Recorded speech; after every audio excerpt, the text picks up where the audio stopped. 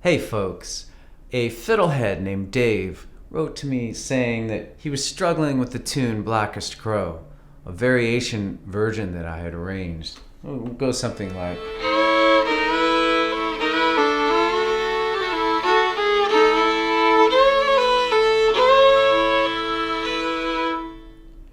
So that is actually a pretty complex arrangement. There's double stops, slides, tricky rhythms. And this highlights the ultimate beginner pitfall for music students, beginning music students, which is you try to do stuff that's way too advanced for you. Then you feel discouraged. So the antidote to this is to go deep on very simple things until it starts to sound good and you enjoy it. I'll go further into this in a blog post and in the rest of this video. So I get it. You're super excited to be learning the fiddle or whatever instrument you're learning, and you want to, once you get a few tunes or songs under your belt, then you just feel like, okay, I'm ready to just do everything. And then you jump to some song you've always wanted to learn. The Devil Went Down to Georgia, and you attempt to do that, and then you start to think, God, this is really hard. Maybe I'm not cut out for this. Maybe this fiddle stuff is too hard. So this very common thing to have happen, and you have to be very careful with this and just proceed in a step-by-step manner. I feel like I'm being like just the cliche music teacher here. So what I want to do is, instead of just saying stick to the program, I want to give you ways in which you can make simple things fun to practice. Make it like an adventure or a journey, okay? Because I want you to avoid that feeling of frustration and doubt. I mean, you're gonna have to learn to deal with it a little bit, okay? But you can kind of stack the odds in your favor if you practice with focus on these simple things and with the goal of not just kind of consuming things really quickly, but enjoying the sound of very simple things.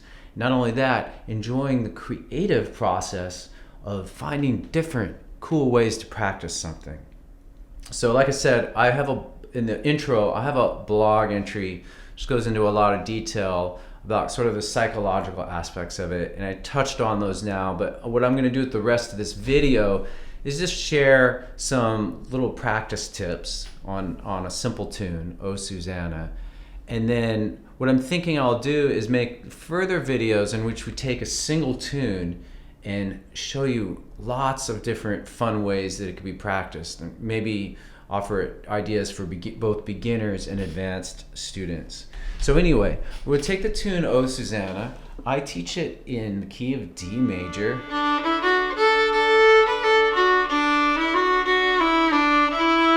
So I'm not going to do a lesson on that tune. I have a video on YouTube, extra content for the lesson on Fiddlehed, like play along tracks that goes deep on how to play each part, how to play the intervals for each part. So I'm not going to bother with that right now. Apologies if that's what you want, but you can find it. I have it for you somewhere else.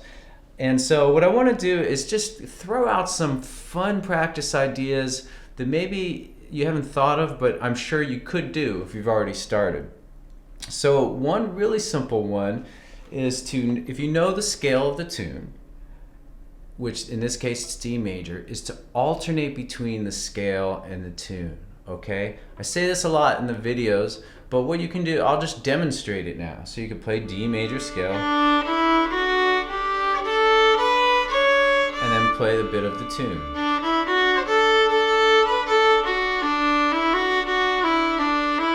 Go back to the scale.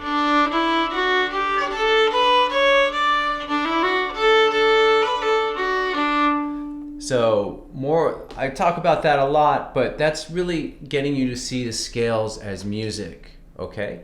Another fun way to vary your practice is to play with the tempo.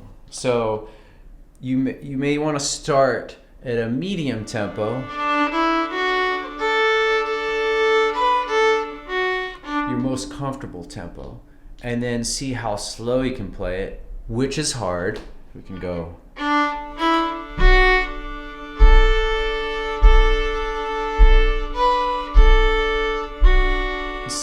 and then how fast you can do it.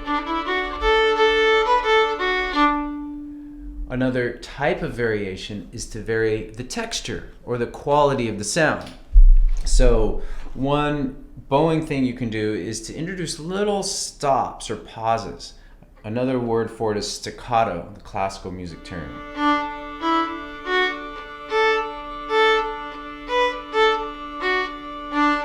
Fiddlers almost never do staccato, but I teach it because I think it's a very useful way to make your playing more precise. Once you're more precise, you can make it loose and sloppy if you feel like it.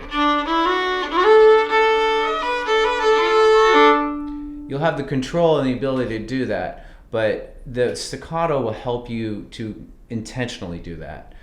Another texture you could do is tremolo, which I think is fun. Tremolo is a light bow at the tip, and you can play any melody or scale with it. Let's do D major scale. You can do it with O Susanna even.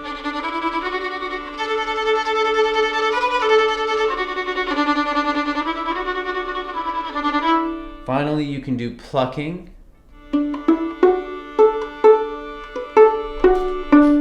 Plucking's great. It just gives it a whole other sound, whole other perception of the melody.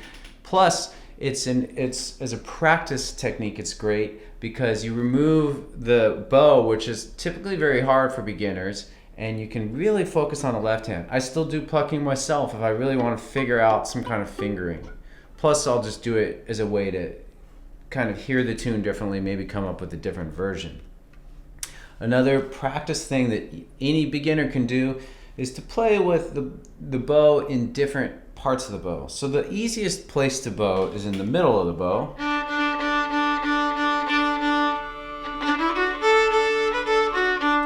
But you can also practice at the tip of the bow, the upper third, or the lower third, which is also known as the frog. If you kind of get good at the 3/3 of the bow, you can use long bows.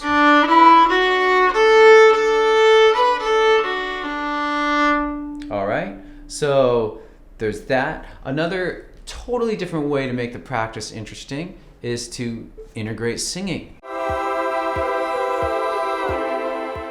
So sing the phrase, well, I come from Alabama with, and then play it.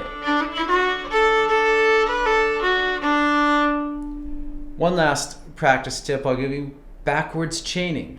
Another Fiddlehed student suggested this. I actually forgot her name. Thank you, wherever you are. And basically you would take a phrase and maybe play the end of it, and then play a bigger piece starting from the end, and then a bigger piece, until you can start at the beginning again. I have more on backwards chaining and how that works in a separate article I'll link to. Another way to look at backwards chaining is that if you're playing a whole tune, like say, let's switch gears to Carry Polka. You would start with the 4th quarter. So the 4th quarter of the A part is this. Then you would do the 3rd quarter. Then maybe the 3rd and 4th quarter.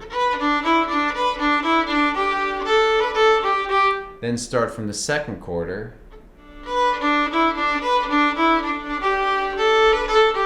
I started from the beginning, but you get the idea. You kind of slowly move your way in quarters towards the beginning from the end. So that's backwards chaining. Those are just a few ideas. I bet you might discover some on your own too. So let me know if you do. The idea is to breathe new life into the tunes, to kind of make it interesting for your brain, all these different variations, but giving your hands, arm, and ears just that repetitive practice that they need so that it starts to sound better. And then it starts to sound better, you make the reward that good sound. Instead of the reward being like checking off new tunes from the list, new things that you know, and these accomplishments.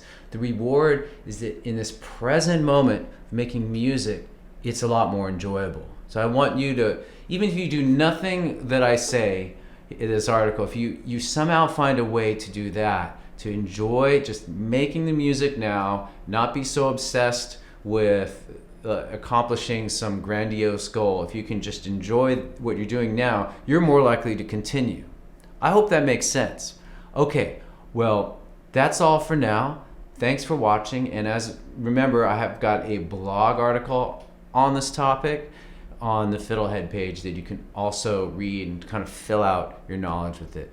Thanks for watching. Please subscribe to the channel and like the video. Okay, take care.